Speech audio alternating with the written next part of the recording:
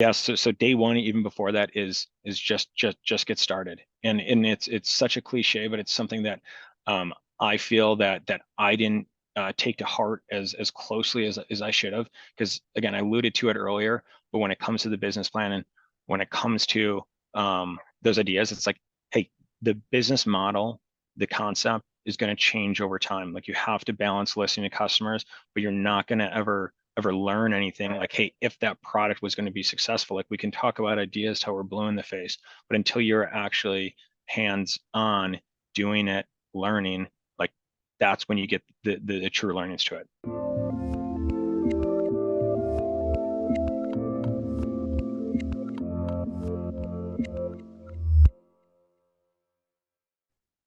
Hey everyone, this is Devin Miller here with another episode of The Inventive Journey. I'm your host, Devin Miller, the serial entrepreneur that's grown several startups into 7 and 8 figure businesses, as well as the founder and CEO of Miller IP Law, where he helps startups and small businesses with their patents and trademarks. You ever need help with yours? Just go to strategymeeting.com, grab some time with us to chat, and we're always here to help. Now, today we've got another great guest on the podcast, Austin Kreinz. And Austin is from a suburban area in Wisconsin. Went to high school there for a couple of years before switching over to a boarding school on the East Coast to play lacrosse, and then went and played lacrosse at Penn State during college. Did some entrepreneurial things around lacrosse during college as well, and then started his career in finance in New York, helping companies raise debt. Worked for an e-commerce brand for about a year. And then with the pandemic, moved home to family to help run a family business with deliveries, and then started his current company around August of 2020, and figured out a good business model. Has been growing it ever since. So with that much as an introduction, welcome to the podcast, Austin. Thanks for having me, Devin. Looking forward to the conversation. Absolutely excited to have you on. So I just gave a quick run through to a much longer journey. So maybe to rewind and expand on that a bit, tell us a little bit about how your journey got started growing up in the suburbs of Wisconsin. Yeah, totally. So to start out, one minor correction, which is it's always a funny story. So my older brother played lacrosse at Penn State. I Okay. I played at a UPenn, so we were about 3 hours Oh. apart from each other. I was over in Philadelphia, but we played each other. It was actually a great kind of family story. We had about 60 people drive out multiple times over our careers there to to watch us play each other. So it's always That's a fun. fun thing to do. But yeah, thanks for the introduction and the background. My father and his brother and business partner started a last mile logistics company back in 1998. I think growing up, I never really dreamed about getting into the transportation business. I'm not sure many kids do. But when I came home at the beginning of the pandemic after working remote So with now this econ. we'll definitely get to there. Just wanted to back up just so we capture the first part of the journey. So maybe you went to you went to college, and what did and I know you mentioned when we talked a little bit before, you did a bit of entrepreneurial things or surrounding lacrosse while you're in school. So maybe we can kick off things a bit there. Yeah, exactly. So my older brother took the first step with attending boarding school, which was a new concept relatively to us in the Midwest. Typically, you're going to boarding school if you're a troublemaker or going to military academy. So my mom was always worried about that piece to it. But for us, it was really just to kind of pursue our dreams of playing lacrosse at the next level. We were on some of the first teams in Wisconsin, and so to kind of accelerate learning and just kind of obsessing with the sport, we thought that was the best kind of step to take to prepare ourselves. So we realized that we started to learn even more from being on the East Coast, both at boarding school and then in college. And we said, hey, lacrosse has been a big piece to our life. We have younger siblings as well, and we're like, hey, let's take the learnings that we've been fortunate to get and just to provide it to our community, to our family. So we started lacrosse camps. We got to the point of even consulting just parents on the recruiting process for lacrosse and how to get yourself in front of these coaches, whether that's going to camps, whether that's going to specific camps for these colleges exactly, and where are the D3 coaches, where are the D1. So just taking our insight that we had that was not known like across the lacrosse kind of market in Milwaukee. So we started that, and one thing led to another. And when we were in college, then we had an app idea to create an app for a specific skill set in lacrosse. It's called Face Offs, and we were training now independently at 2 different colleges, and there was a I won't go too deep into the details because it will bore some people, but for me, it was fascinating because we would have to like listen to YouTube videos on repeat if we were training by ourselves, where it will give you 15 minutes of a whistle to essentially do like the down set whistle like you would do for a face off in the game. And after you listen to that same video 100 times, you start just innately picking up on when, like, what is that like millisecond or few seconds between the down set and the whistle. So we said, hey, let's make like an automated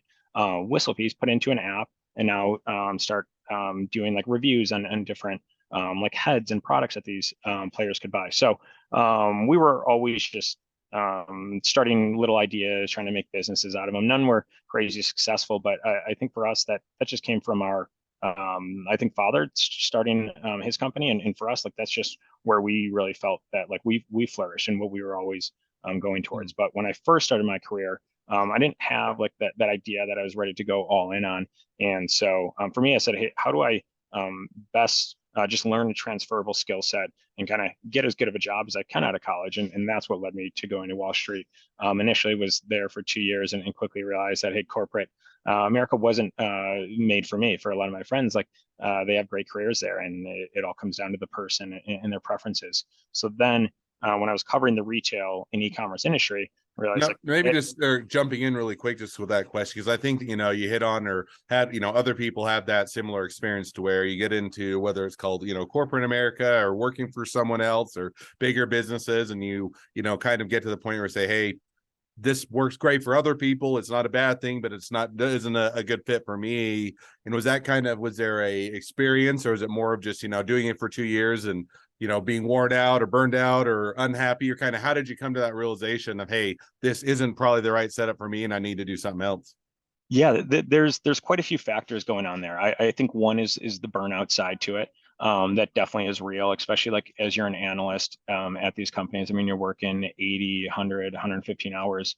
And when you look at kind of the end of the year and what you're making for that, it's like, okay, something's not right there. So that's part of it for me. But then part of just like a feeling of, hey, what gets me up in the morning every morning? And like for me, it's like when I have a job or when I'm on a team, it's like, hey, I'm going to put everything I have into that. So like that's just my nature. So once I started to realize of like, hey, this is getting harder to wake up in the morning. Like I know I have to show up, I have to be like on time, I have to be early, like that's who I am. But then when you start getting to like the feeling of like, hey, I'm going to be doing this for 5 years, 10 years, and that's where I started to really feel like that imbalance. I think it would have been too rash of a decision for me to make that after 6 months. I'm not saying 2 years is the right. It could be three for someone. It could be five. It could be 10, or it could be 3 months for someone. But for me, I said, hey, let me put in my time here. 2 years, this company went out and recruited me, and I didn't sign like a 3-year deal or anything, but I still felt like I owed that to them. So I did 2 years, and then for me, it was always, all right, when am I going to be ready to make that switch? And I think that's the hardest piece to that, because you'll never truly be ready to do that. Whether if you want to, like, you can always save up more money, you can always kind of weigh those trade-offs. And it came up with a conversation with my older brother, who was my roommate at the time in New York, and it was just like, if I don't do this now, it's like, am I going to keep being essentially scared to leave in 3 years, 4 years? Because then at that point, it's like, hey, I'm going to have a family. I'm going to have more like personal people just relying on me in different regards, where it's harder to take that risk. Where I'm like, hey, this is like, I was 25 at the time, and I said, hey, this is the right time for me, and I will always regret not making this decision. And in my scenario, it's like, hey, worst case, complete failure, doesn't work for a year, 2 years, 3 years, 4 years. But hopefully when you make those decisions that you're all in with what you're doing, we're at the absolute minimum, even if it is a complete flop or complete failure, that you learned a lot through the process. Whether that's like your world of hey, how do you start an LLC? Like what goes into the legal aspect of a company? It's like, hey, that's like super valuable, and like go through those experiences and really just learn. And that's what it's all about. I believe is just learning and how quickly you can learn and how quickly you can kind of move throughout those phases. So now you come to that realization, which makes sense, and I think that a lot of people experience that. I mean, so you say, okay, I'll go out, at least try this for a year. If I fail, I'll at least learn a lot of things, and if I'm successful, awesome. So, but how did you figure out what you were going to do at that point, or where you're going to go, or what you're going to do, or kind of what was that transition? Yeah. So for me, it was I was working at a bank, and we were working with clients that were retail, e-commerce, technology companies. And for me, I it's part personal interest of the e-commerce side of businesses, but then also like some unique insight that I gained at these companies. And it was uh, no crazy insight at that point back in like 2018, 2019, but it's like, hey, e-commerce is going to continue to grow. It's a small percentage of overall like retail sales now. It is growing, and I just fully believe that, hey, these direct to consumer brands, even with the Amazon marketplace and these other platform and marketplaces out there, like there's always going to be a need for these direct to consumer brands. um, and so that's why I took the leap to go to a direct to consumer brand. And then for me, again, personally, I knew an owner of an e-commerce direct to consumer brand that started 4 years prior. And for me, it was all about that learning piece to it. Is hey, I wanted to, because I think my initial idea was like, hey, I want to launch my own e-commerce brand. So let me go learn from someone that's done that. Like, hey, what goes into that day one? Finding a manufacturer, making that first sale, doing those things. And I, even though this company was established and I was like around like the 10th employee there, can still gain a lot of that knowledge through them. And like what goes into scaling it? Like, how do you hire a team? How, like, we were opening stores at the time too. And it's like, hey, we're direct to consumer and e-commerce, but now we're taking an approach that's opening these pop-up stores throughout the US. So for me, it was all about learning and being interested in the e-commerce space to then see um, if that was going to lead to my own brand. And that's where we then get to the pandemic and bring me home. And but I'll stop there for now. And just curious, what was and if you're able to disclose, what was the e-commerce brand, or kind of what was that business that you jumped over to? Yeah, so it's called Stay in Liberty. It's a men's apparel brand. Basically, think men's dress shirts that are made of the material from Lululemons. So stretchy, moisture wicking, like you can toss it in your suitcase, and you can like look sharp, but then also machine wash your clothes. And I thought it was a really unique product twist on something that I knew. Like I wore those dress shirts every single day because going to the office, it's like, hey, these are either too bulky or they're too like rigid, and they had a great just position in the market, and how they were growing really quickly. No, makes sense. So it sounds like it was a good opportunity, good learning experience, and you're doing that. Now, if I remember, and as you mentioned, so you had the pandemic kind of come along and through, I don't know, throw a wrench in, or at least cause a bit of a pivot or adjust. Now, was it more, and I think you mentioned that you went home and helped family. Was that, hey, a combination of the business you're working for slowed down, or that wasn't as good, or hey, it was taken off, but you felt like family was more important, or kind of how did you, or what kind of caused that transition? Totally. So there was and I think it felt across the market and in homes across the US that an uncertainty of the future, whether that was a month or two, that hey, e-commerce sales slow down for a bit, and then they started to ramp up like really quickly. When I look at it from my personal side, it's like, hey, I learned a lot through this team, and where I believe like my ultimate goal was to start my own company, and whether that was going to be a year, 2 years, 3 years with them, it was going to be at some point. So then for me, I was working with them a bit, and then I was working with my dad's company a bit as well. And that's really where like the two worlds emerged for me of like, hey, I always use this as a joke, and it's no harsh comment on my father's company, because what they do is extremely incredible.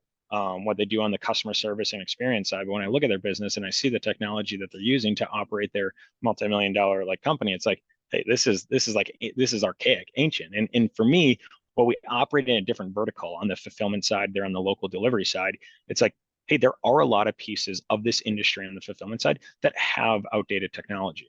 Now, there are some competitors that have great technology, but where I believe they lacked was on the customer service, customer experience side. So I said, hey, how do I blend that true mom and pop, small, personalized, flexible balance that essentially made my father, what I believe made my father's company successful, with then like this modern approach to software. When you look at these companies and pulling those two together, I didn't believe that anyone was really doing that super well at a high standard in our industry.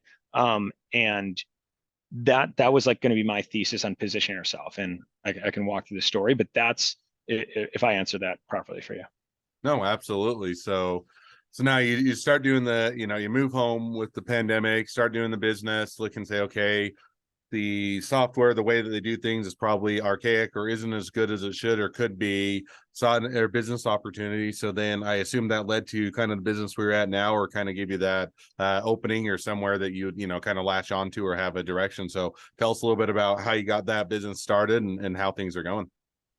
Exactly. So day one of Atomics, when I was officially born, was on August 30th, 2020. So it took me a few months from working with my father's company, working with that e-commerce brand to really take that step. Because again, it goes back to my idea around leaving the corporate comfy job that I say is like, hey, there's always those what ifs, those risks. And even for me at that time too, it took me a little time to really just have like that courage and be like, hey, let's start this. I think there was a lot of and it's always a balance. Like there was a lot of preparation and business planning and thinking through XYZ scenarios. But ultimately it's the balance of, hey, that is important and do part of that.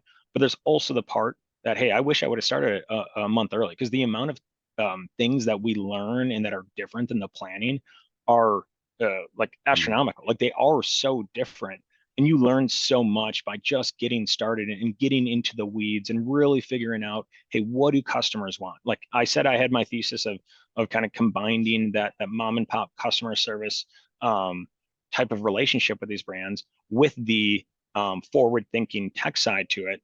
But it's like, yeah, I can kind of plan and have that thesis, but at the end of the day, the market will tell me, these customers will give me that insight. And I think for us, getting that first customer was, hey, I had some contacts in the direct consumer and e-commerce marketplace, but the reality is for a first few of those customers is I was DMing people on LinkedIn. I was finding people on different threads, just, hey, what are you guys using as these solutions? How does this sound?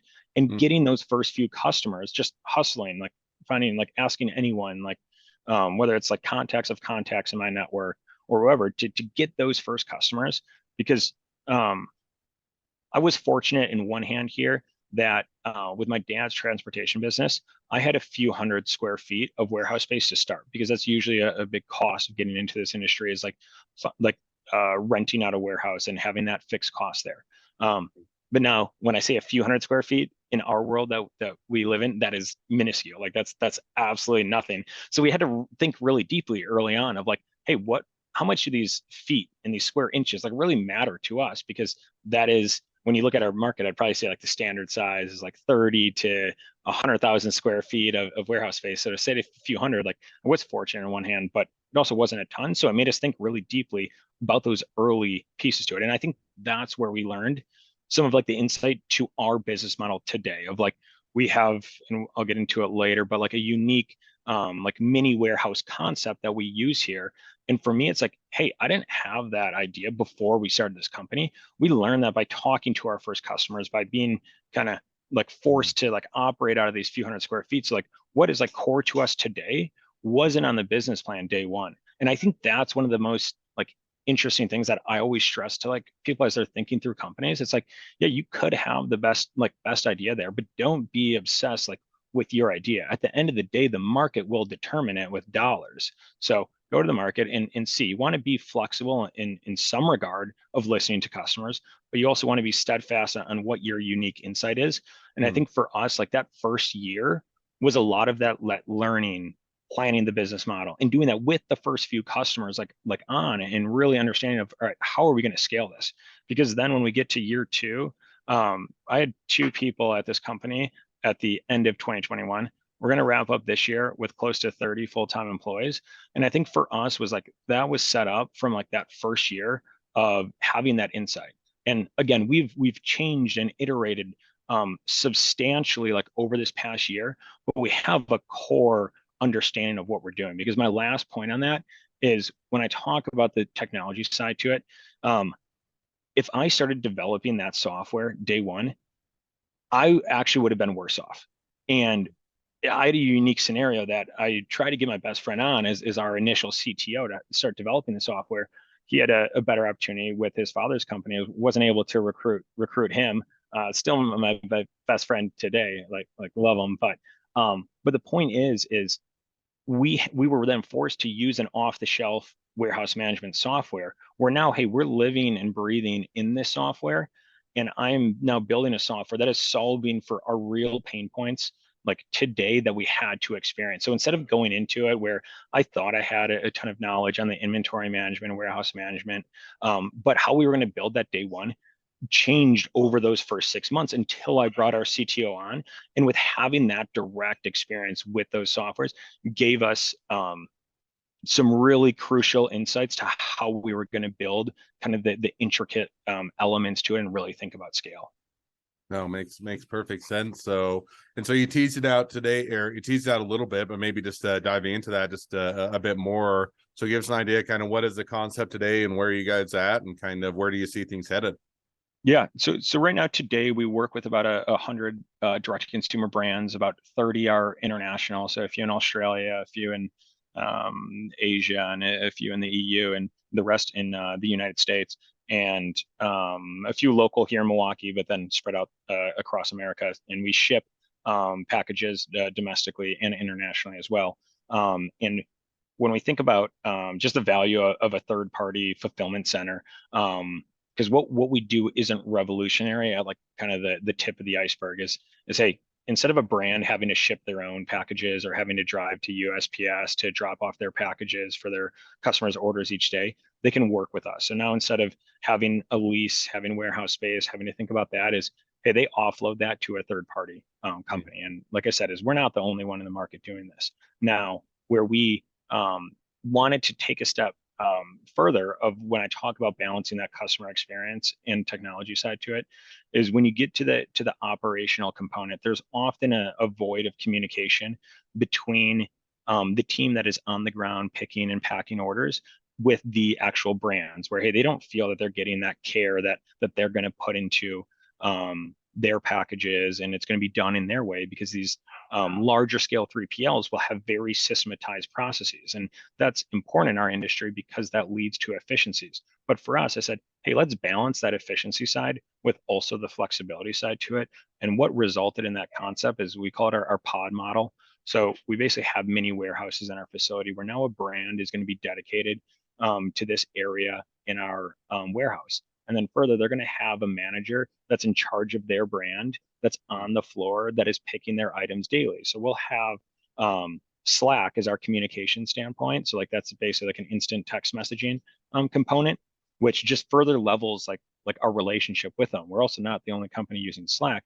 But what we do differently quite a bit is hey, with our hands-on managers out there, we connect them with our brands directly. And that's something that's been so unique of us to understand how much our customers value that piece to it. So for real-time changes on the floor, because we have some partners that'll come from us from other 3PLs, even these larger startups in our space, that they're saying, hey, it's taken a day, 2 days, 3 days to get a response from these companies. And for us, that's just like a wild concept, because our SLA internally is 15 minutes to get back to them. And whether that's a little comment or big comment, it's like they want to have that responsive element to it.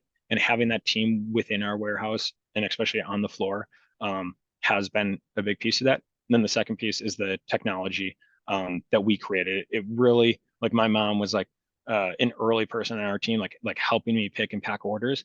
And so whenever I went through the development of our software with our CTO, was I would use the joke of like, hey, I want my mom to be able to run our warehouse software. Like that's how simple. Like I want to push our boundaries of like simplicity, because at the end of the day, like this is a very important piece to e-commerce, but it's not the core revenue generating features. So we want them, like our brands, when they're using our software, to log in, check it for a day, make any fixes, have notifications, have all that stuff coming to them, and then they can focus on their product design and what's actually going to scale the business, instead of taking hours for like an integration or having things fail. And so that's where it's like a big focus of us. And yeah.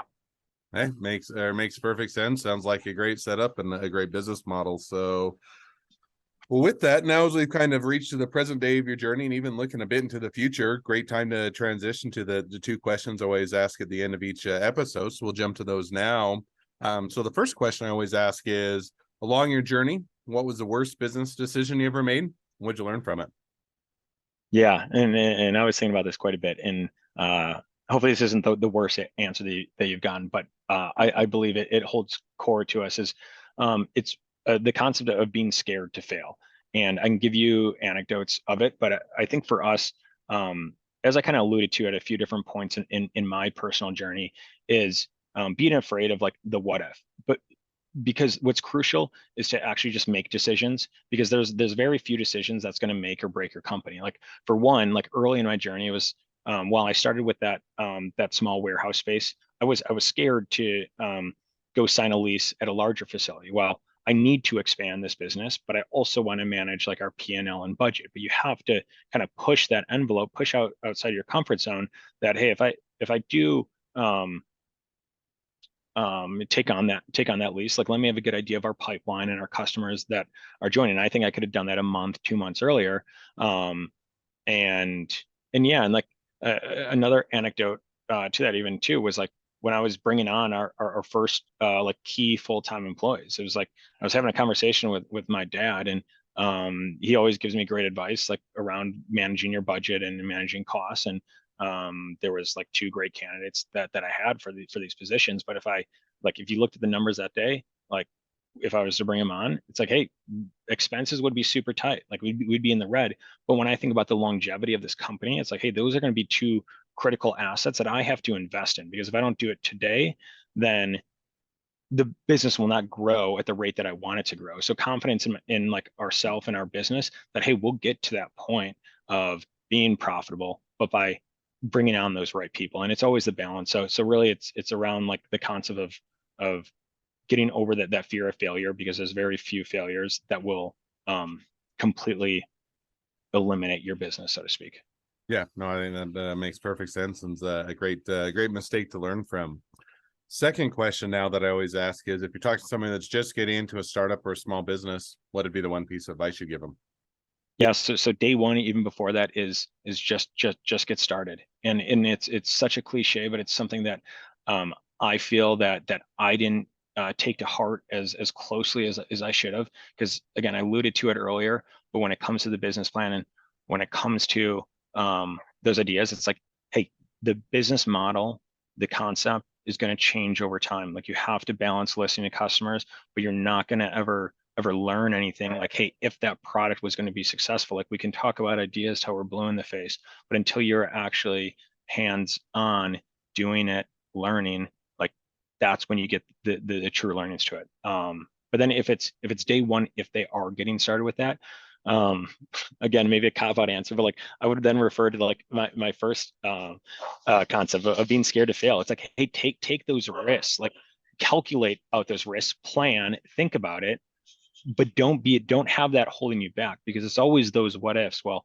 I could have done this, I could have done that. It's like, hey, calculate, like make sure you're not going outside your lanes and you're going to blow up your company, or something like very detrimental will happen. But calculate those risks and take them, because like the more decisions, the more risks, the more kind of movement and momentum that you take, the more that you're going to learn, the more that you're going to have insight to it. And when I think about like um, um, we like on our sports team, like we call them like OODA loops. Like it's basically feedback learning, where it's like observe, orient, decide, act. And like that same concept is applied to business, where it's like, hey, observe your surroundings, observe the market, observe competitors, observe what's out there, but make decisions. And the faster that you get those loops operating a business, I believe that if you're making those right ones, they'll continually compound on each other and will continue to kind of take you to that next level, as long as you're making those right decisions. Awesome. Well, I think that's definitely a great piece of advice as well. So, with that, now as we wrap towards the end of the podcast, if people want to reach out to you, they want to be a customer, they want to be a client, they want to be an employee, they want to be an investor, they want to be your next best friend, any or all of the above, what's the best way to reach out to you, contact you, find out more? Yeah, shoot me a DM on LinkedIn, Austin Kreinz. last name Kreinz, or reach out to our company, atomicslogistics.com. That's ATOMIX Logistics. Awesome. Well, I definitely encourage people to reach out, support a great company, and if nothing else, make a new best friend. So with that, thank you again, Austin, for coming on the podcast. It's been a fun. It's been a pleasure. Now, for all of you, the listeners that are out there, if you have your own journey to share and you'd like to be a guest on the podcast, we'd love to have you. So just go to inventiveguest.com, apply to be on the show. A couple more things as listeners. Make sure to click share, subscribe, and leave us a review so we can make sure to share all these awesome journeys with even more startups and small businesses out there. And with that, if you ever need help with your startup or your small business, just go to strategymeeting.com, grab some time with us to chat, and we're always happy to help with your patents or your trademark needs. Well, thank you again, Austin, for coming on the podcast, and wish the next leg of your journey even better than the last. Appreciate it, Devin. Thank you so much, and happy holidays, and enjoy the time with friends and family. Absolutely.